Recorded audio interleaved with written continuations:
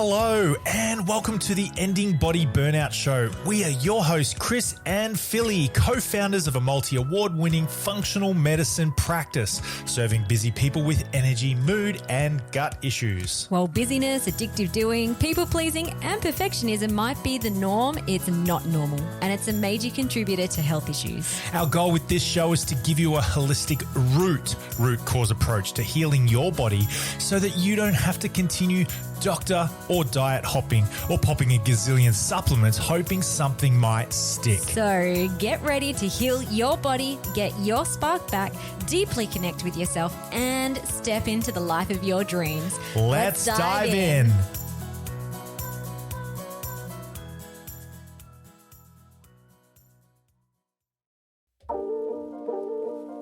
G'day guys and welcome to the Ending Body Burnout Show. I'm Chris, I'm here with Philly and we've got a really good episode for you today. Something that Philly geeks out on. We recorded a draft just before and I called what we're talking about bacteria. But it's not bacteria, we are talking about parasites, and there is a difference that she knows a lot about and I don't know a lot about. But we'd love to share our knowledge with you and stick around. It's going to be a really interesting episode, no doubt. For those of you who are struggling with some of this stuff, you'll find this really handy and informative. Yeah. So this is really, we wanted to do this episode this week for two reasons. One, next month, in a few weeks, we have our free 3-day live training, which is all about stress, burnout, and why your gut protocol isn't working. So I really wanted to do it like a gut-centric episode today, as to get your brains ticking around, why might I not be getting results yet? Also, too, I picked this topic out because years ago, oh my gosh, this is probably going back 7 years, I did a random video when I was doing a parasite cleanse. And the very start of the video started off like this. Shh, don't tell anyone, but I've got an itchy bottom. And the video was all about how I was doing a parasite cleanse on Dientameoba Fragilis and Blastocystis Hominis, which are two very common parasites that we see in our practice. And I've had, even to this day, we get random DMs. I don't know how people are finding this video on Instagram. They must be searching long and hard for Dientameoba Fragilis support. But a lot of people are like, hey, can you tell me how to get rid of this parasite? So I thought, well, let's do a podcast on that. Let's really break this down.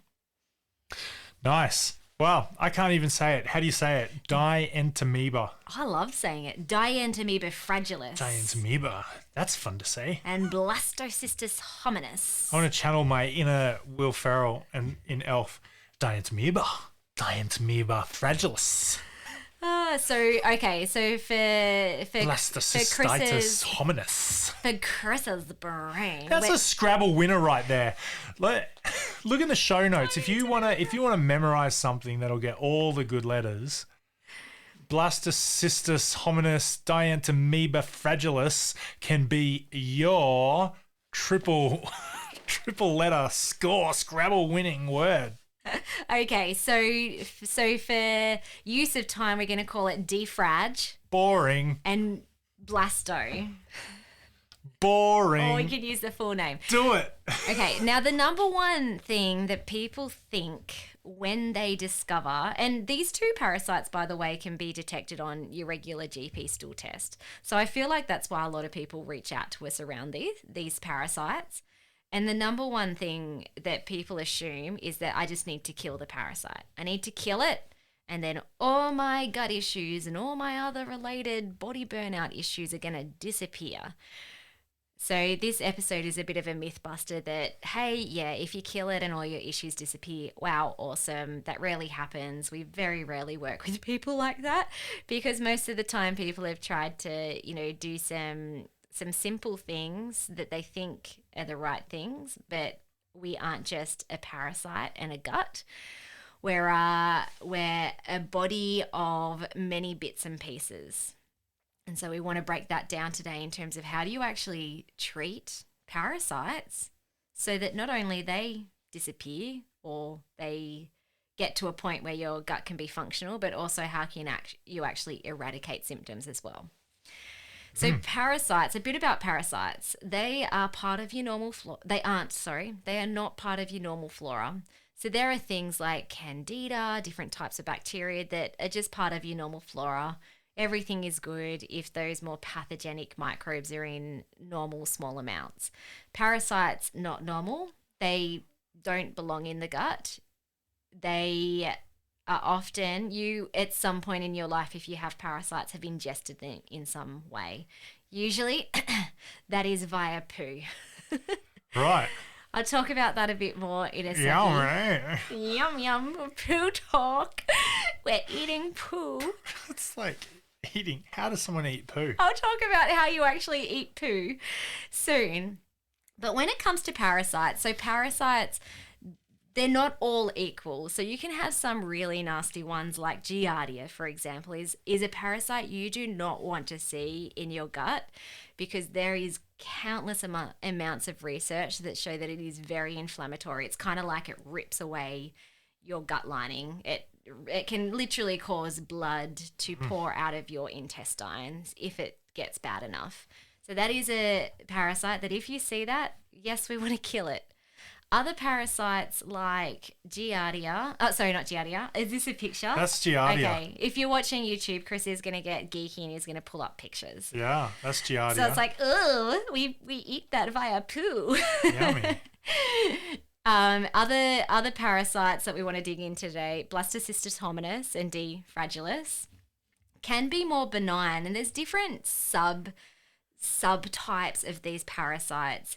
Back in the day, like going back maybe 5-10 years ago, there was just this blanket idea that these two parasites were bad, they needed to be gotten rid of, which is why a GP will include it in their standard pathogen test. If you go to a GP, they'll do like a really basic stool test that will look at 5 of the main nasty parasites and 5 of the main nasty bacterial pathogens. Blasto and D-Frag are included in these. However, thanks to an amazing PhD scholar, Dr. Jason Horlerak, who is from Canada, but he actually lives in Tasmania, believe it or not, has done heaps of research around the microbiome, and he's actually discovered that sometimes you can have these two parasites and it's completely fine. They're completely benign. They can actually help to support your immune system. They can be part of a balanced, healthy microbiome.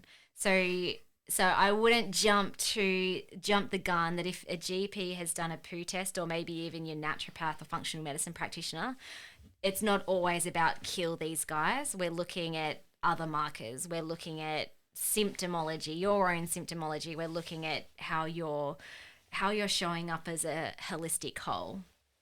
So that is my first piece of advice, is it's not always about killing these guys. When they may become an issue, as I said, there's different types of substrates that can be more inflammatory.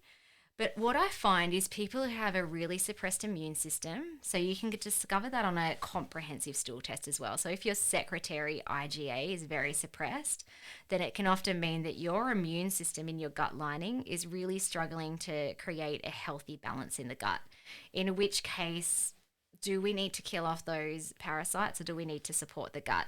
Maybe both, maybe one only, depending on someone's symptomology. Another thing is, like, I'm always looking at, well, at what amounts are these parasites showing up? So again, with a GP stool test, it will usually only, like, those basic stool tests will just show if it's positive or negative. It's not really showing at what units those parasites are in. So on the complete microbiome mapping stool test that we do, I think over 1 is maybe considered pathogenic. So if someone's like, oh yeah, you've got blasto and D-Frag, but it's only at like 5 points, I'm like, we probably don't really need to go in guns blazing and like slaughter the crap out of these crappy parasites so that your crap is like healthy. Just trying to use that pun in as many times as possible. However, sometimes I've seen like 1 or both of these parasites in the hundreds. And this person, like these clients, are like diarrhea, worse gut issues, chronic fatigue. Right. Yeah, okay. I'm like, it makes a lot of sense that we're going to do a parasite cleanse now. Let's kill these buggers, or at least get them to a level that Buggers. they're low. They're back down to like a normal, healthy range that can live in coexistence with your other microbiome. Okay. So some other things. Can I just ask a question? Go for it. How common is it that you'll get freak out after a GP stool test like that? So common, because most people who get a GP stool test have pretty chronic or severe gut issues. Yeah, okay. A GP will rarely run it just for like general health. If someone goes to a GP for like, oh, I'm fatigued, they're not going to be like, oh, that might be a parasite. So it's very rare that they run stool tests. But if you've got a lot of gut issues, that if you have a good GP, they will. Not all GPs do. Sometimes, like, I'm surprised if a client comes to us and they've seen their GP and they've run a bunch of tests, and I'm like, where's your basic stool test? Like, I don't know, didn't say anything about doing it, or she. Now, so these parasites can be inflammatory if they're in very high amounts, if your immune system is low, if you've got the type of substrate that is more inflammatory, because what the parasites are doing is they're literally spinning off toxic metabolites. And in the same way that you may be sniffing chlorine, probably unintentionally, these parasites are creating its own toxic waste in your gut as well, which then absorbs through your gut lining into your bloodstream, overloads the liver, and so it can cause a lot of systemic symptoms. The other thing is parasites, they eat things. Whether you've got the best diet or the worst diet, they eat anything. They eat the good and the bad foods. And so people can become really nutrient deficient if you've got a really high amount of parasitic overgrowth. Could this be, I hear this a lot of times on discovery calls, I try and eat as good as I can. I've tried gluten-free, I've tried dairy-free, I've tried sugar-free, but my XYZ is still happening and I've still got blah, blah, blah happening. Yes, great question. It is always, Thanks. There's always something else going on, at the very least gut health, but in our practice, anyone who's listened to our podcast knows that it's not just about gut health. So I've seen things like gluten allergy, intolerances, sensitivities to different food improve over time as we've been working on the gut, neural pathways, nervous system. So yeah, it's very rarely just about the food. Unless you're eating a cardboard white diet, eating fatty takeaway every day, then yes, you will be sick. The other thing too within parasites, and I was really researching into this when I was writing my book, Ending Body Burnout. I'm like, oh, I didn't even know this part, but they can eat you. So Wait, what? They can literally eat holes in your gut lining, Right. and then they can actually like squirm out of the gut into the bloodstream, and they can eat other organs. Let's pause the recording right here. I want to go and write a horror movie thriller plot right now of like this intestinal parasitic worm from poo that bores out of someone's guts into their body, up their bloodstream, into their brain, takes over their nervous system, turns them into a zombie. This is how zombies exist. Are you saying this is how zombies are real? Zombies are real people. That is the point of today's episode. Chris's theory has been proved. Yes. Okay, so Blastocystis Fragilis, if we come back like specifically to those, they're very prevalent worldwide, including in Australia. So you don't have to have gone to India or Bali to pick up these bugs. And again, that's a myth buster. A lot of people assume that they have to go to a third world country to pick up parasites. But can I tell you right now, it's probably hanging in your backyard right now or in your fridge. What? Wait, okay, keep going. And they would be definitely, as I said before, the most detected parasite that we see in stool testing in our practice. Like from not washing hands or like what is it? What's going on here? Yeah, okay. Okay, I'll just Oh no, I've got a system. I'm gonna get to that part. Chris is just like cut to the end. Freaking out Tell about me how tell me how these wormy things end up in poo in my potentially in my mouth.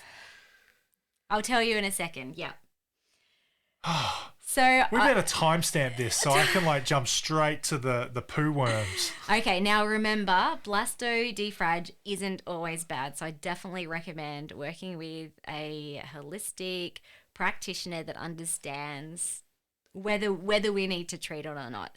Some symptoms that I would see with these, like some really common symptoms, if you've picked up a really nasty subset, would be diarrhea, cramps, nausea, vomiting, abdominal pain. Sometimes that might be in the onset of the initial infection, and then it can kind of calm down, but your gut's never the same since. I've definitely seen with some clients where it's just like severe gut issues and it's been going on for months and months, even years. It's definitely associated with IBS. So if you've been labelled, you just have irritable bowel syndrome, you may have parasites.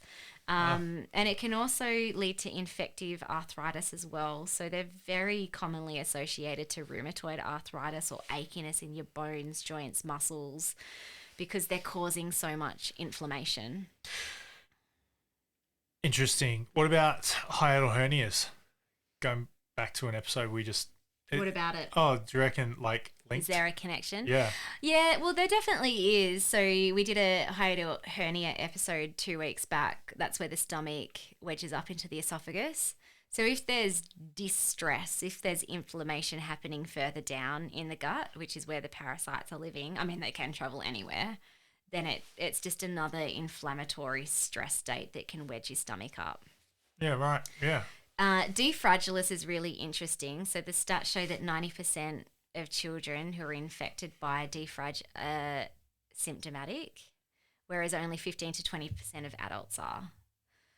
So again, like, and I have found with children that they, oh my gosh, they respond so quickly to parasite cleanses, whereas adults may or may not need them depending on your situation.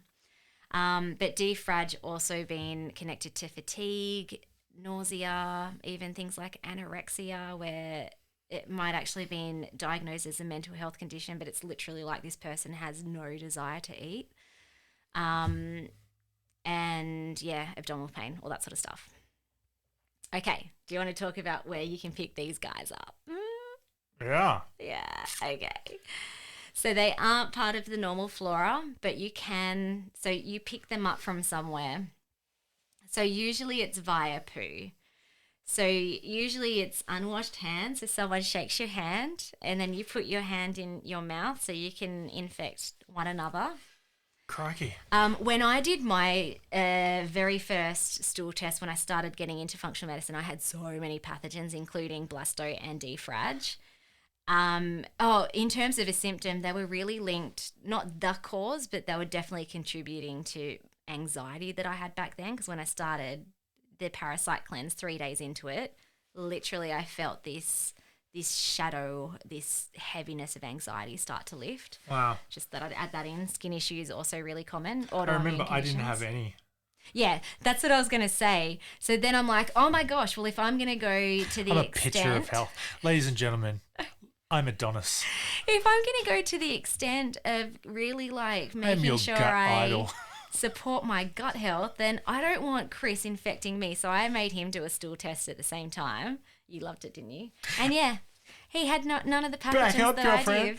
Don't touch me with those pooey hands. So the moral of that story is that Look at this. Look at my protector. I have a poo protection device. I've got my beard and my moustache. Look at that. Okay. The moral of that story is that Chris's immune system was functioning better than mine was. My nervous system was so dysregulated, which suppressed my immune system, which meant that if I ingested some of these pathogens, they were more likely to take camp in my gut as opposed to his. Very interestingly, I also, around the same time, my mum and my sister were like, oh, this sounds interesting. What can I test? I'm like, here, do this stool test and a few other ones. Mum On one of my sisters, we almost had the identical stool tests, which was crazy. What do you girls do in your family? Just sit around and just like, Yeah, it's just like kissing each other taste or my something. fingernails. Well, no, I reckon it was an environmental exposure growing up, probably, Yeah. and we'd been carrying these On the pathogens for a farm. very long time. Okay, so you could pass it through your hands. If your hands are unwashed, someone has a little poo particle that has a parasite inside it. Really commonly too, we pick it up from animal poo, bird poo, which often is picked up or ingested when we're eating unwashed produce. So if you want to try and prevent, make sure you wash your veggies, your fruits really well, even if they've been sprayed with pesticides and all that sort of stuff. Especially if they've been washed with pesticides. yeah. Wash that crap. I don't know. Oh, gee, I'd probably have to do some research around this. I'm not 100% sure if that sort of stuff kills parasites, Wait, what? like Roundup and stuff like that. You're rightio. May do. Another thing too, soil. So if you do a lot of gardening, you may be ingesting it through there, and also water. A lot of clients have developed these parasites and other things through untreated tank water, because birds can poo in there or things can kind of fester in the water tank. So wanting to make sure you're treating your water in a natural way. We also had a client once who every day he'd go and row. He'd row and he'd And take a little. he'd just fill his empty drink bottle up in the lake water, drink it. Beautiful, beautiful Tassie mountain lake full of crap. Okay, over the months, the water bottle started growing seaweed or something green inside it. Anyway, he had some very severe gut issues after that. Mm-hmm. So yeah, we don't want to do that. Mm-hmm. Wow. Okay. So in terms of testing for them, I mentioned that before. You could start off with a standard GP test, but it's going to have limited information in terms of the amount of overgrowth that's there. Sometimes the GP tests aren't super sensitive either. So the functional lab tests, we use PCR DNA detection, where it doesn't really matter if those pathogens have died off in the post or while waiting to get tested. They're actually looking for the DNA cells of them. So they're a lot more sensitive. So I'd definitely be looking at doing a complete stool test though, so you can measure the amounts, and you can also look at what else is happening. Where's your immune system? Is there inflammation in the gut? Is there blood showing up? Are your beneficial bacteria depleted, or are they really healthy? Are there other types of pathogens showing up like candida or bacterial overgrowth? Because then that's going to determine whether you need to kill them or whether it's going to be more supportive and more beneficial supporting around the parasites. Okay. Treatment, because this is probably the number one question that, you know, if I get a DM in Insta, it's like, how do I treat it? And I'm like, well, for anyone who's been listening so far, it's not as simple as like just take some antibiotics or do like a herb. So again, before you jump the gun, is it necessary that you need to kill blasto or defrag? Maybe, maybe not. But also too, before we jump into gut work, we always work on the neuroendocrine system first. So if someone's showing up with adrenal fatigue or really low neurotransmitters, or you're running really busy, addictive doing, overwhelm, unconscious programming patterns, we want to spend some time, at least a good month, sometimes longer, calming the nervous system down so that when we get to gut work, you're actually going to be able to heal the gut, because it's impossible. If you're dysregulated, you cannot heal the gut because you're in a chronic state of fight or flight. So when you're in a parasympathetic nervous system, that's the relaxed state, you can now rest and digest, and your immune system I just swallowed a parasite. No, just kidding. Your immune system can come on board as well. So it's going to be suppressed if you're really stressed and overwhelmed. When you're relaxed, your immune system can actually take part in reducing the load of the parasite. So I'd always work on the neuroendocrine system first before jumping into the gut. Now, if you do need to kill off parasites, there's some really lovely, very potent anti-parasitic herbs, things like sweet wormwood, artemisia, clove, oil of oregano, pomegranate, black walnut. All of these are really powerful. I cleared my own defrags just doing like a natural cleanse. You do not need to have antibiotics or pharmaceutical antiparasitics to kill them. I actually wouldn't recommend doing it for these parasites anyway. Maybe if you have Giardia and you've got really bad symptoms, I'm like, just kill them off straight away and then restore the gut. But for Blasto, defrag, I'd always tend to verge on the natural side. Also, too, when you're killing off, sometimes you may need a biofilm disrupting supplement, something like N-acetylcysteine, which helps to break down the cells that the parasites create around them. And so then that can make any killing off agent really difficult to actually penetrate them. So you break down the cell so that then when you have, whether it's a supplement or medication, it can actually kill them. Some people really love doing hydrocolonics enemas while doing a parasite cleanse as well. That's not usually part of our protocol. Unless someone's super keen, then there's lots of people that can flush some water up your butt and pull everything out. Okay, then after that, so killing, you don't stop there. If you do have to kill, you do not stop there, because that parasite, or you'll probably just likely get infected by something else. So you then want to look at, well, what other markers are showing up in your comprehensive stool test? If your microbiome's really low, you want to start restoring those with some really wonderful fermentable carbohydrate plant foods, prebiotics, supporting your immune system and making sure your digestive juices, so things like your stomach acid, digestive enzymes are supported as well. And if there's leaky gut showing up or inflammation, really wanting to make sure that you're healing up that gut lining, because it's not just about killing the parasite. We're wanting to look holistically at what else is contributing to the symptoms that you're getting. Then from another body system point of view, we always then look into detox support if the person needs it. And again, this is based on lab markers, because detoxification links very directly to gut health. So your liver produces bile. Your bile is then stored in the gallbladder, and then the gallbladder secretes that bile into your small intestines to break down foods. So if you've got detox issues, you're not producing bile properly, that flow isn't happening, you can over time start breaking down gut health again. And also, bile is a natural antibiotic.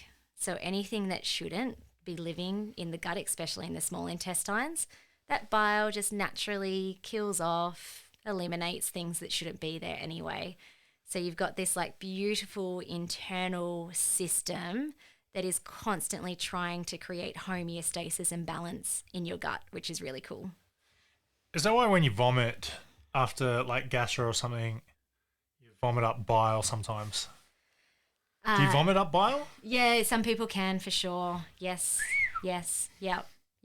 And then from a lifestyle point of view, so your foundational things, so good sleep, mindful movement, looking into deeper causes of stress, hygiene, so washing your hands, washing your fresh produce, all that sort of stuff is going to also help with supporting the healing of your gut and getting rid of the parasites if they need to be gotten rid of.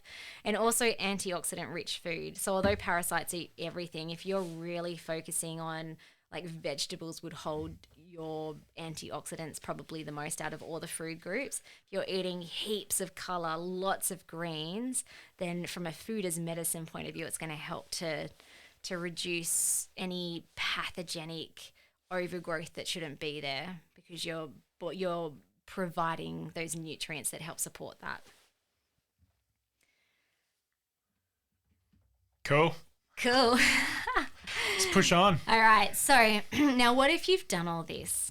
What if it's like, yes, I have worked on my adrenals and I've done all the gut protocols and I haven't just cured, I've looked at, I'm getting better sleep, my lifestyle's better, but my symptoms are still there. So whether that's gut symptoms or maybe it's fatigue or fibromyalgia or autoimmune condition or anxiety, what then? So what I find that some people do is they always go back to the pathogens or toxins. It's like, I mustn't have killed off the pathogens enough. I got to keep killing. I got to keep killing. Do not do that. Even if someone recommends you do that, I would recommend not doing that. Because Second opinion. if you kill, and it's going on for months, like I would not do any kind of killing off protocol any longer than 2 months without reassessing.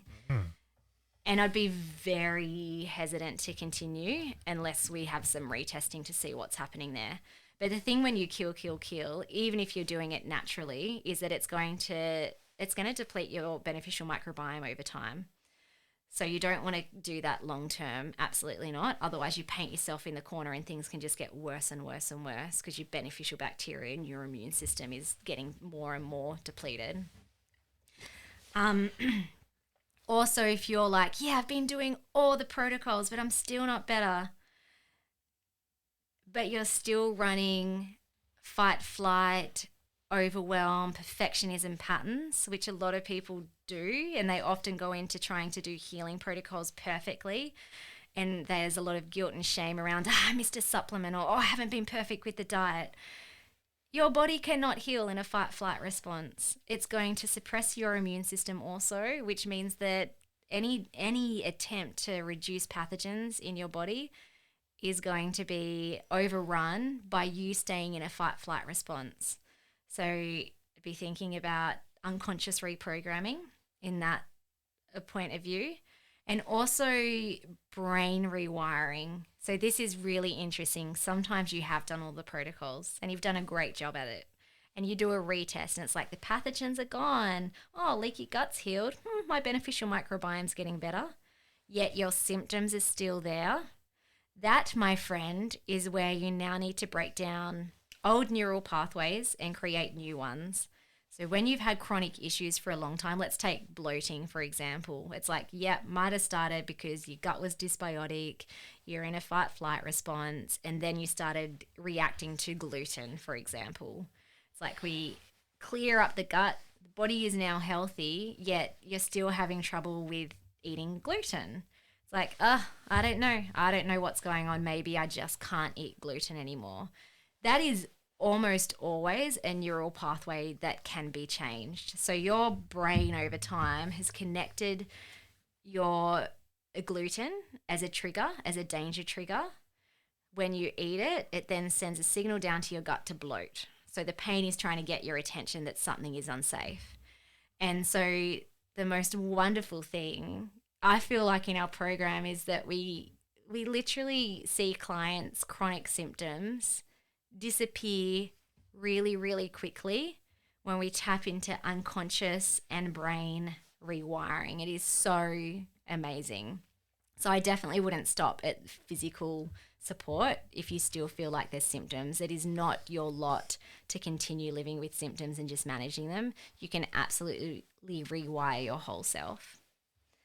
We love to look at conditions and symptoms as like symbols as well, and deeper mental emotional causes. So if you have enjoyed this podcast and you want to know more about our holistic approach to healing, not just the gut, but body burnout in general. So that generally shows up as energy, mood, gut issues. We are running in a few weeks a 3-day live training called Stress, Burnout, and Why Your Gut Protocol Isn't Working. We're going to, on day one, really look into the other body systems that often get missed when people are trying to treat their gut and other related symptoms. Day 2, we're going to look into the presupposition that you're not broken. So stepping in to take back your power, to look at how your patterns and your symptoms are actually keeping you safe and protected. Because until you can see that, healing, it's unsafe to heal. And then the 3rd day, we're going to really dig into the brain controls pain. So that's what I was just talking about before. in terms of you can do all the physical protocols, but you're still getting symptoms. What now? Well, we're really going to look into how the body creates neural pathways that get triggered and cause symptoms, and how you can actually rewire and build new neural pathways. So we're really excited about that. It's going to be so value packed. It is completely free. We've also got 2 other events happening the week before and week after. We're like going gung-ho because it's Natural Medicine Week in May. And as an ambassador for natural medicine, I just love to get the good word out there on how we can heal our body holistically and naturally. So there's also a Communicating with Symptoms webinar. Now, this one does cost money. $27. It's actually going to be less a webinar, and it's going to be really meaty. It's going to be a workshop. You're going to learn how to actually learn what your body that is trying to say to you through your symptoms, through your emotions, through your sensations in your body, and how you can gather insights and learnings and also be able to switch off symptoms. And then I think it might be the 27th of May, we're going to do another webinar called 3 Steps to Ending Your Body Burnout, where we're going to take you through the exact steps that you need to end your body burnout for good and to find your beautiful spark. That one is free. So I'm going to put in the show notes a link to all 3 of those events if you would like some more help with this. And we also have our Ending Body Burnout method. If you would like to, you can jump onto the wait list for when we open doors again, which will be very soon. You can click this link that's in the show notes as well. It's right up in there for you to feel all the good things, get to the root cause of your body burnout and your symptomology. And if you're on the wait list, you will get access to some pretty cool early bird bonuses, a value of $500, which is like quite a lot when considering it's the quarter of the price of our semi-private option. So jump on the wait list. Thank you so much for joining us today, guys. We hope you've had a good one talking about poo, bottoms, and stuff that you can pass from person to person and stuff like that. Good times. Hope you have the best day ever. We'll talk to you soon.